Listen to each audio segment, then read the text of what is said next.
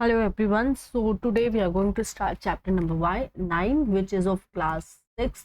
तो टाइटल जो है वो है न्यू एम्पायर्स किंगडम, राइट। अब हम इस चैप्टर के बारे में पढ़ते हैं। जैसे कि आप देख सकते हैं ऑलरेडी 8 चैप्टर अपलोड हो चुके हैं, ताकि उनकी वीडियो देखें। Arvind had been chosen to act as a king.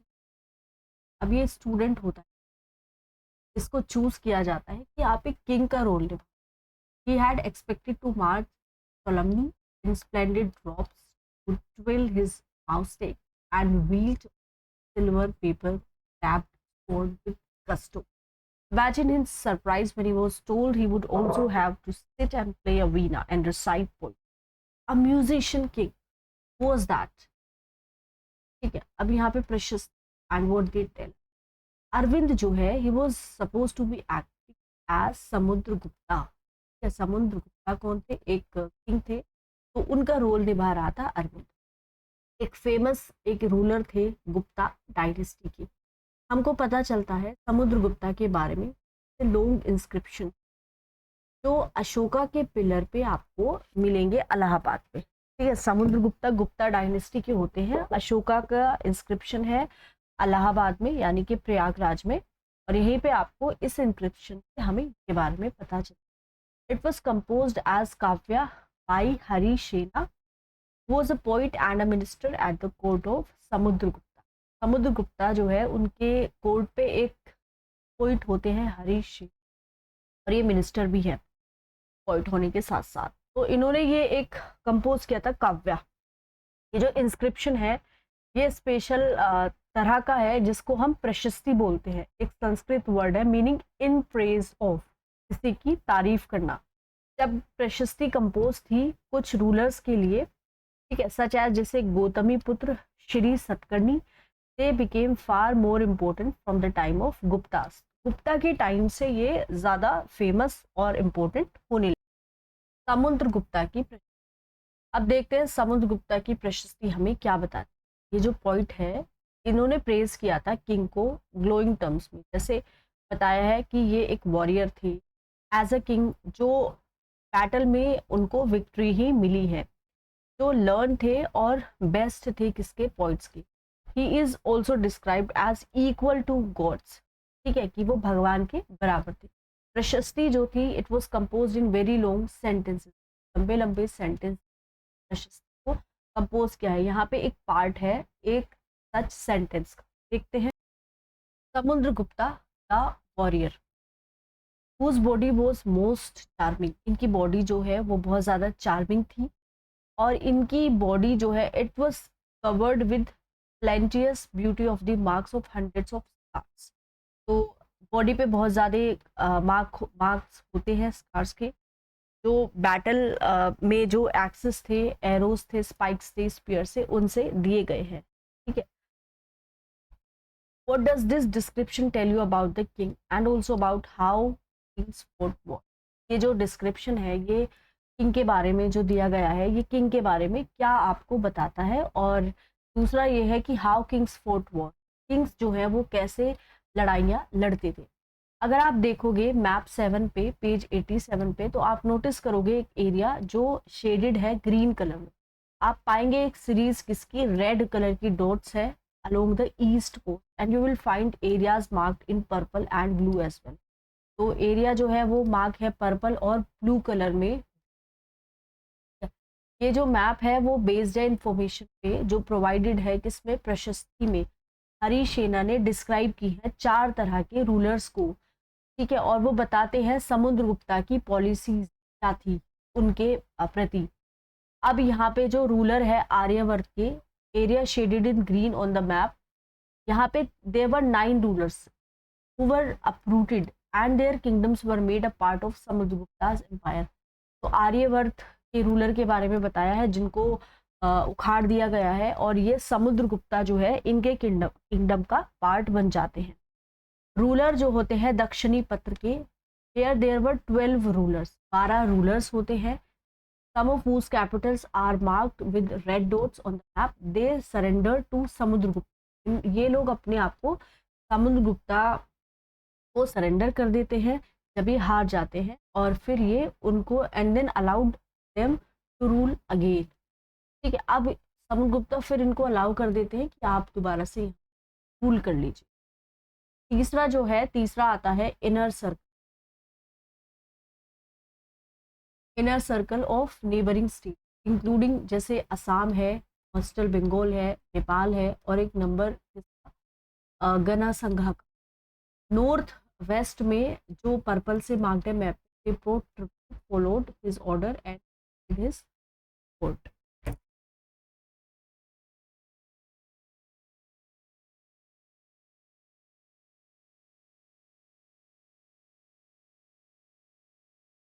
Fourth वाला जो है आपका रूलर्स किसके, आउटलाइन एरियाज, जो ब्लू कलर में मार्क है मैप में, परहैप्स डिसेंडेंट होते हैं ये कुशानाज और शाकास के, और जो श्रीलंका के रूलर है उनको भी, जिन्होंने सबमिट कर दिया था अपने आप को और अपनी डॉटर्स को ऑफर किया था मैरिज के लिए।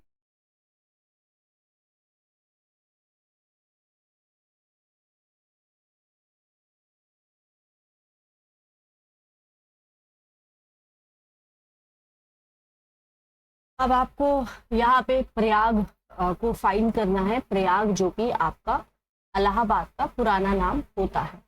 ठीक है, उज्जैन एंड पाटलिपुत्र जो कि पटना में आपके सिचुएटेड है, आपको मैप में इनको ढूंढना है। ये इंपॉर्टेंट सेंटर्स थे गुप्ता रूलर्स के। What was the difference between the way in which Samudragupta treated the rulers of Aryavarta and Dakshinapatha? क्या डिफरेंस थे जिसमें समुद्रगुप्ता ने रूलर्स को ट्रीट किया था, आर्यवर्त के रूलर्स को और दक्षिणापथ के रूलर्स को? अब can you suggest any reason for this difference? अब इस डिफरेंस के वजह क्या थी, आपको कुछ रीजन आपको यहाँ पे बताने हैं। अब जैसे कि आप मैप देख सकते हैं कि इम्पोर्टेंट मैप है कुछ इम्पोर्टेंट सिटीज का और किंगडम्स का। ठीक है, तो यहाँ पे जैसे थानेसर एक इम्पोर्टेंट सिटी है, मथुरा, कन्नौज, प्रयाग, उज्जैन, भरूच, वल्लभी, सतवाहना, अजंता, ऐहोल, चालुक्य, अमरावती, नालंदा, पाटलिपुत्र।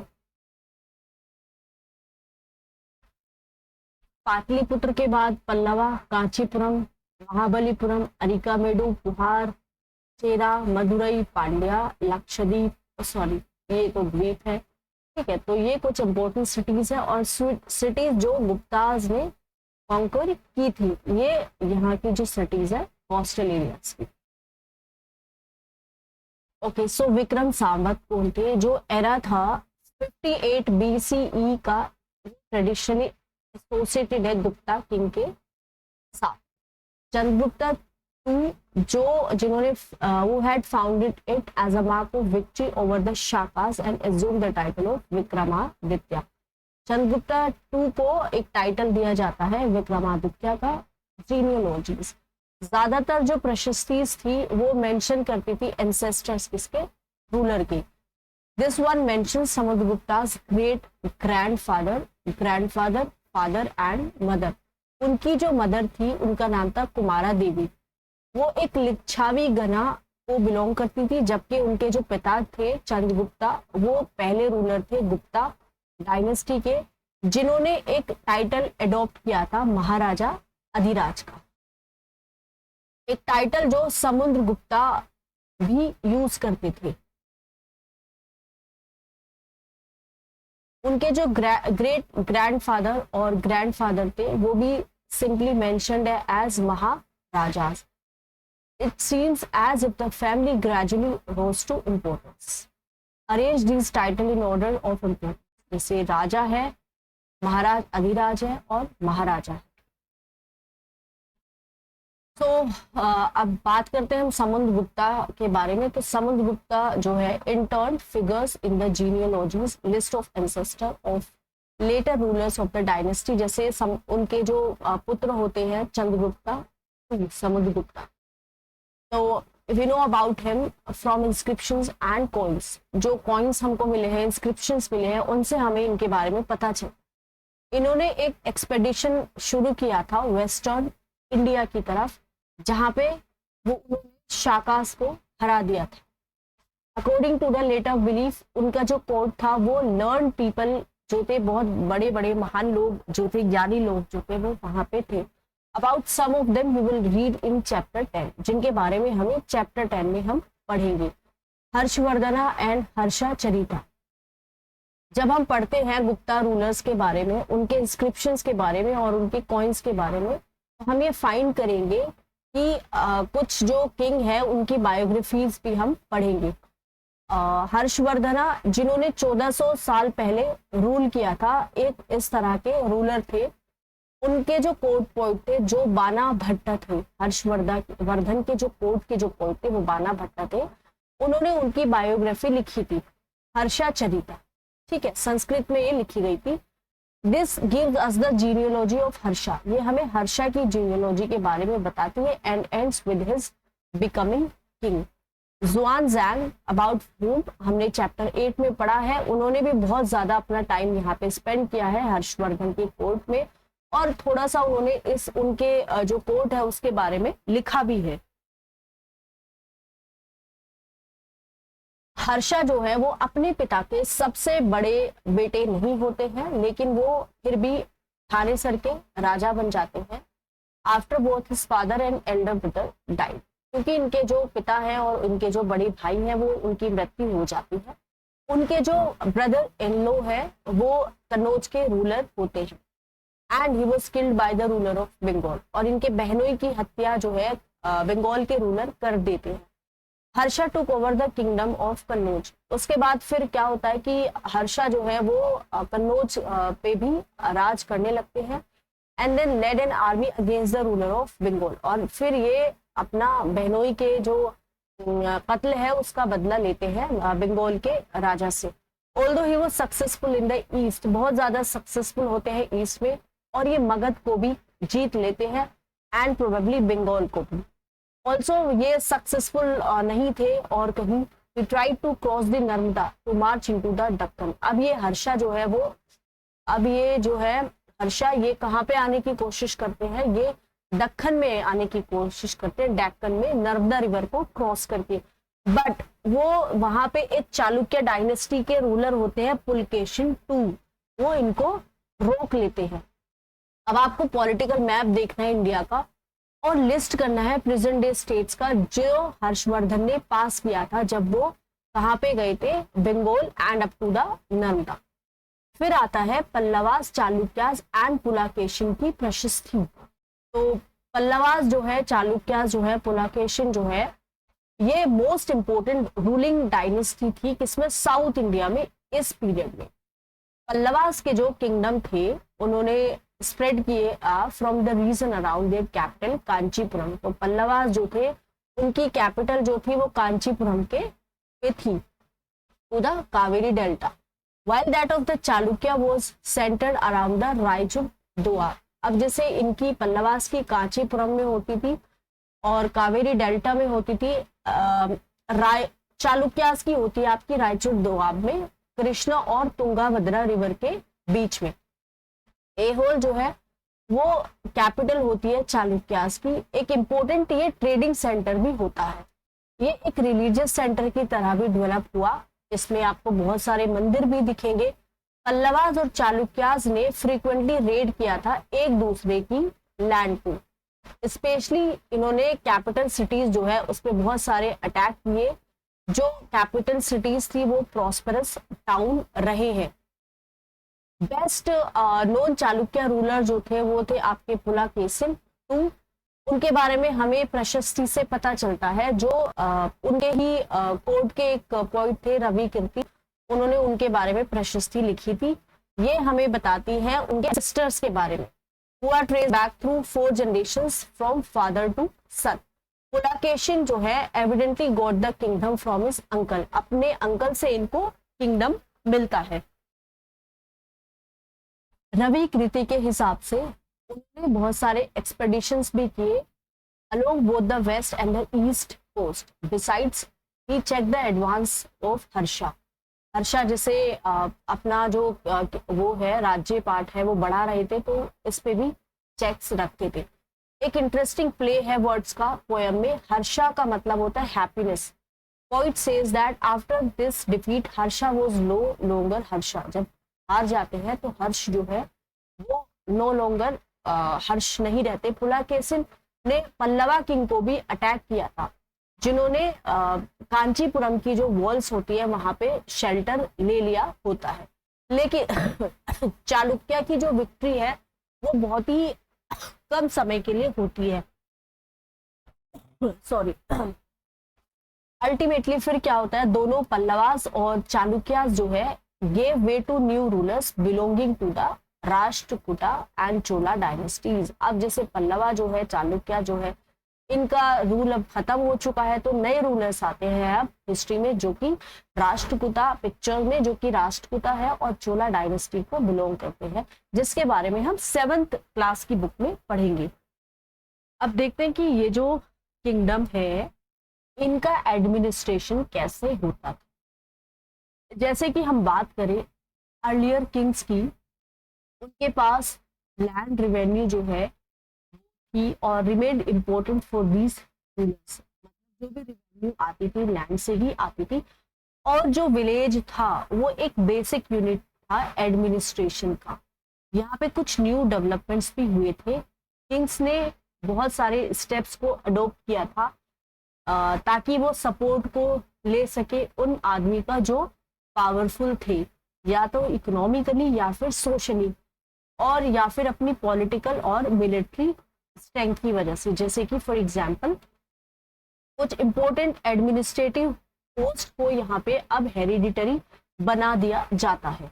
ठीक है, इसका मतलब है कि जो बेटे हैं succeeded fathers of to these post. For example जैसे पॉइंट हरिसेना एक महादंडा नायक थे और एक चीफ जुडिशियल ऑफिसर थे अपने पिता की तरह।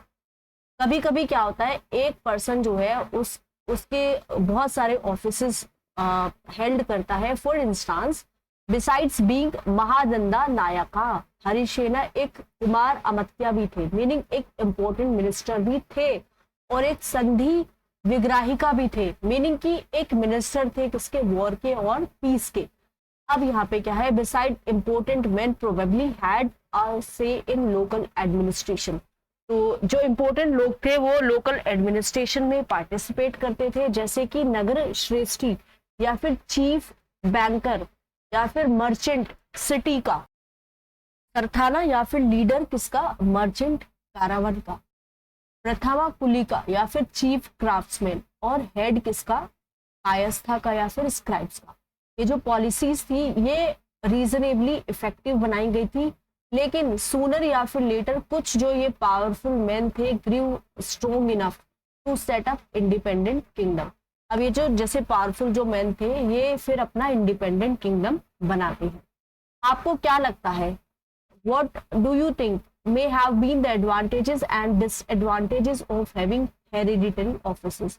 क्या इसके एडवांटेजेस थे और क्या डिसएडवांटेजेस थे, आप इसके बारे में सोचिए और मुझे कमेंट सेक्शन में आप प्लीज बताइए। एक न्यू काइंड किसकी, आर्मी की। लाइक अर्लियर रूलर्स, कुछ जो किंग्स थे उन्होंने मेंटेन की थी कि उनके एक वेल ऑर्गेनाइज्ड आर्मी हो, उसमें एलिफेंट्स भी थे, चैरियट्स भी थे, कैवलरी भी थी और फूट सोल्जर्स भी थे। Besides, there were military leaders who provided the king with troops whenever he needed them. तो इसके अलावा मिलिट्री के लीडर्स भी थे जो उनको ट्रूप्स प्रोवाइड करते थे जब भी राजा को जरूरत पड़ती थी। They were not paid regular salaries, उनको रेगुलर सैलरीज नहीं दी जाती थी। Instead, some of them received grants of land, जैसे कुछ जमीन देती।